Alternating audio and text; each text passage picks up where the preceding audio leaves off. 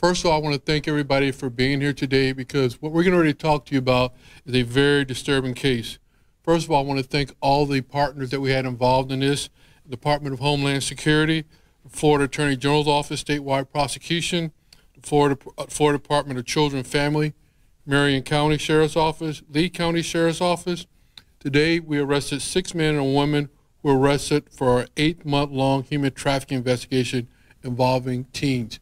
So with that, I'm going to have the Attorney General come up and speak to you for a second, then I'll come right back. Thank you, Chief Holloway. Thank you for your dedication to the citizens of St. Petersburg and to combating this horrific epidemic that has plagued Florida for so long, which is human trafficking. And today marks a success for your office, for Marion County Sheriff's Office, for Lee County Sheriff's Office, for the Florida Attorney General's statewide prosecution office. This case is horrific. The facts, as you have read them and we'll hear more about later in this press conference, are abhorrent. Human trafficking is something that we cannot let up on, and we must combat tirelessly. It is appalling that anyone would engage in the inhumane acts that you will hear more about, acts that seek to take away people's basic rights.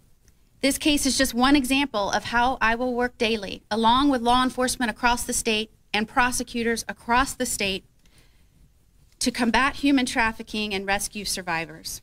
The teenage victim in this case was lured away from his family with promises of a better life. Instead, he was moved into a filthy trailer and used as a sex slave for nearly a year. As a mother, I cannot begin to express how disturbing the facts of this case are to me. Parents, we have to remain diligent in our efforts to protect our children from the monsters who would prey upon them, and to educate our children about the dangers in society. Please stay engaged in your child's social life, meet their friends, know who they talk to online. Predators will use gaming applications to locate children, to identify their weaknesses and to lure them away, as was done in this case. Research gaming applications that your children are using to know their capabilities. Warn them about games and apps that track their location. Discourage them from befriending strangers and adults. Predators will try to build a relationship with them. And most importantly, listen to your children. Let them know they can talk to you about anything. I am very grateful to my predecessor, Pam Bondi, and her efforts to raise awareness about human trafficking in Florida. Last year, Florida was third highest in the number of calls to the National Human Trafficking Hotline. As your Attorney General and Chair of the Statewide Council on Human Trafficking, I will continue this important fight and partner with our great law enforcement agencies like the ones with us here today. I want to thank Assistant Statewide Prosecutor Julie Serkis, Chief Holloway, the Marion County Sheriff's Office and Lee County Sheriff's Office for their great work in this case and for rescuing this victim. Since his rescue, the victim is receiving specialized trauma-informed care designed for victims of human trafficking at a Florida safe house. Chief Holloway. Again, thank you, General, for being here today. And also I want to thank the mayor for being here today, because as we go through the investigation, the mayor was involved in this and we want to make sure he was aware of what was going on in our city. So with that, I'm going to give you a brief introduction to Major Hensley about the case, and then from there, Major Hensley will give you the background.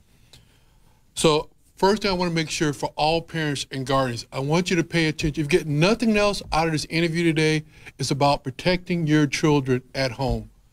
This child was lured away from his parents by being online on a game.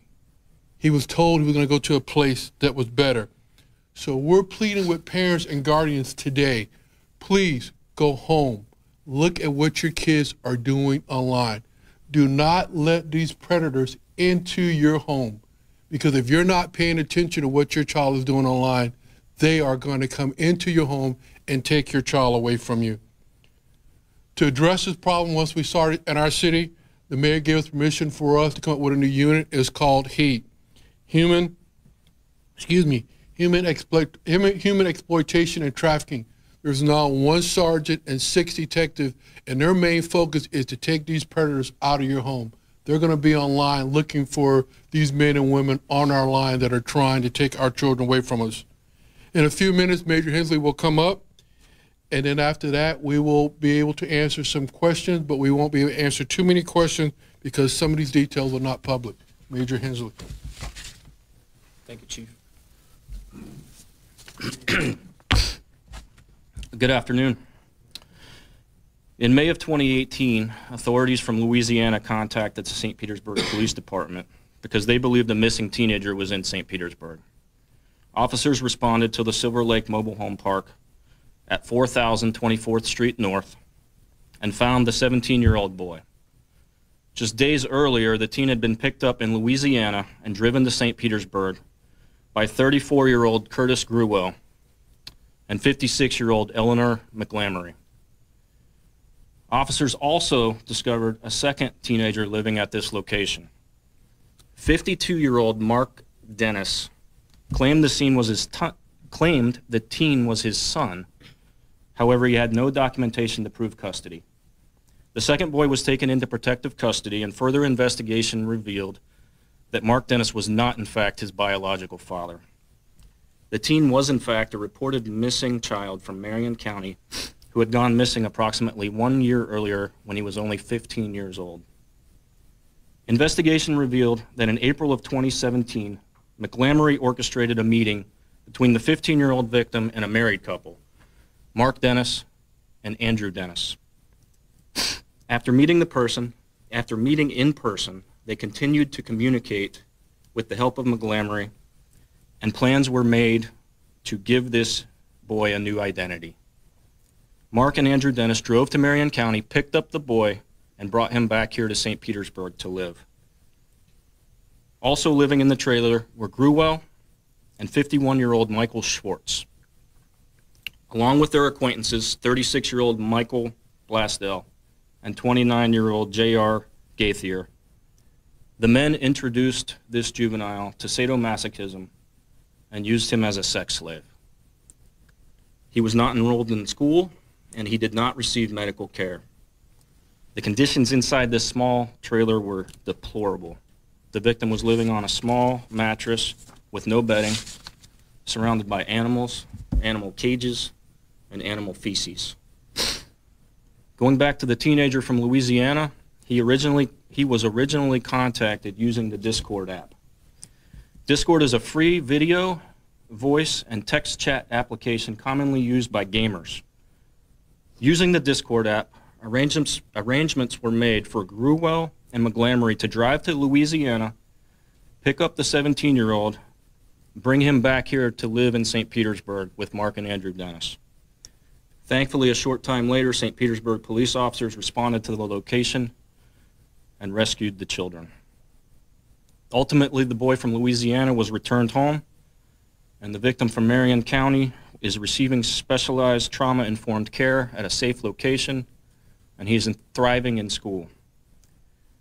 All 7 suspects have been charged with conspiracy to commit human trafficking and interference with custody.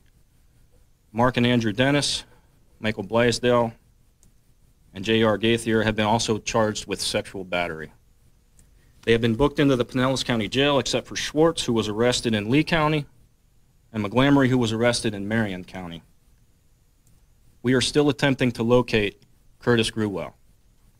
A warrant has been issued for his arrest, and we need the public's assistance in locating him. Please, if you know the location of Curtis Gruwell, call your local law enforcement immediately. We want to be clear, these adults preyed on these children, and they will now answer for their crimes. We ask that parents take the initiative to educate yourselves on what your children are doing online, what they're doing on their games, and who they're talking to. There are a lot of resources out there regarding internet safety, and you could start right on our own St. Petersburg Police Department website for resources. I also want to thank all of the officers and detectives that work relentlessly in this investigation and will continue to do so. So with that, we will now take some questions. I want to reiterate, due to the nature of these victims and the nature of this investigation, there's details that we can't release. Was the 17-year-old boy also abused? That's part of our ongoing investigation. However, we don't believe so. Were both the 16 and 17-year-old bored using that gaming app? No. Not originally. The gaming apps, however, outside of this investigation, are frequently used to target children. They're frequently used to distribute sexual material and used to contact these children, and that's why we need parents to be vigilant and to know what's going on with these apps. Can you elaborate on how the 16-year-old boy was involved? I know he'd been with the suspects for about a year. You're talking about the child from Marion County who was originally 15? Yes. He was originally lured with the help of Eleanor McGlamory in Marion County, who provided an introduction. And she knew his family to some degree. Correct. Can you talk about how often sometimes it is someone that knows the family that finds these victims? Frequently, and I think this is a good example of that. And it goes back to, we warn the parents about being vigilant with the electronic media and the texting apps, and Discord is a good example of just one of those, but you need to know who your children are talking to on the phone, on the computer, at school, at work. We just need vigilance in the community overall to prevent these types of things. Can you describe who kind of the ringleader was as far as whose idea this was, and if it was the one who was still out on the run? I'm not comfortable naming anyone as a ringleader. I can definitely say that Eleanor McGlamory was involved in bringing both of the teams to St. Petersburg. And Mark Dennis, Andrew Dennis, Michael Schwartz, and Curtis Grewell were all living in that trailer with the child. Did neighbors ever report anything? Did they ever see anything that you know of? Not that I'm aware of. Can you explain the relation between these 6 adults and any of them relatives? The relations between the 6 adults? Yeah, how do they know each other? So far in the investigation, we know that they are just social acquaintances. There is some tie to the online gaming world. Ms. Moody, you referred to this as an epidemic. Is this tip of the iceberg to what's going on in our city right now? I've talked about this for the last year and a half, that you would not think this. You live in Florida. It's an ideal place to live, work, and raise a family. We all know that. And yet, at the same time, we have the 3rd highest incidence of human trafficking in the nation. Attorney General Pam Bondi brought this to the forefront of everyone's mind. We have now trained people around the state to spot symptoms of human trafficking so that we can identify victims. We've put up notices around the state at ports of transportation where victims might see how they can get in touch with someone that can help them. We were talking about this before we came out. There's a national human trafficking hotline. I mentioned it earlier. We have the 3rd highest calls to that hotline out of Florida. It's 1-888-373-7888. If anyone knows of someone they believe may be involved in human trafficking, whether that is as a victim or someone they believe may be committing this horrific abuse, please call that hotline. And someone from law enforcement in this state will be on it immediately. Attorney General, did Pam Bondi approach this issue the exact same way you expect to? Is that anything different? Continue her efforts in a different way? Or I hope to continue the drive and the passion she had for this issue. Every day, you ask our statewide prosecution team, they would tell you that she was engaged in the cases that were being made, actively discussing the cases as they were built and the investigations. She saw this as an epidemic, and she wanted to be a part of combating this issue. And we stand here today with task force across the state. There's a council on human trafficking, largely due to the efforts of Attorney General Pam Bondi, and I hope to carry on that legacy. Any other questions? Do you think that they were possibly involved in luring other victims? Like, do you think that there's other victims out there? As I explained earlier, it's definitely still an ongoing investigation, but we do think it's likely that there may be other victims. And as far as you know, they were the only users. There were no outside comings and goings. These are the 7 people so far in the investigation that have been identified as suspects. Certainly, as the investigation continues, if anyone else is identified as a suspect, they'll be investigated and charged appropriately. And did you say the woman sold the boy to the Dennises, or Nope. gave the boy to the Dennises, or how did that? Nope. Nothing to do with selling. Introducing. She introduced the boy from Marion County to Mark and Andrew Dennis. Do you have any idea why she wanted to be involved in this with everybody else? That's still part of our ongoing investigation. It's certainly a question we've asked ourselves and we're looking into. And just to clarify this timeline, so you found them, the investigation began in May, and they're just now arrested? You found these kids in May? May of 2018, this year. And that's a great example of what a complex investigation this is. Multiple victims, some from out of state, 7 suspects so far, evidence tied to all of these suspects, all in different locations, 3 counties in Florida so far. And that goes to the work of these detectives and these supervisors and the officers and everyone that helped us from the other counties. Just a very complex, ongoing still investigation. Any idea where he might be? I'm sorry? The man who's still out there, any idea where he may be? Do you think he's in the St. Pete area? I don't know the answer to that right now.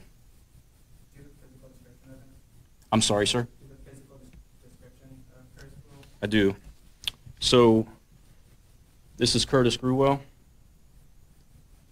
He was born in 1984. He's approximately 5'11" and approximately 125 pounds. Red hair. Okay. I'd like to thank everybody for coming out. General Moody, thank you for being here. Mayor, thank you for being here. We just want to make sure you get a message out to the families out there. This is very important for parents and guardians. Please, I'm begging you, please watch what your kids are doing online so we can get these predators out of your homes. We'll be around for any other questions. Thank you.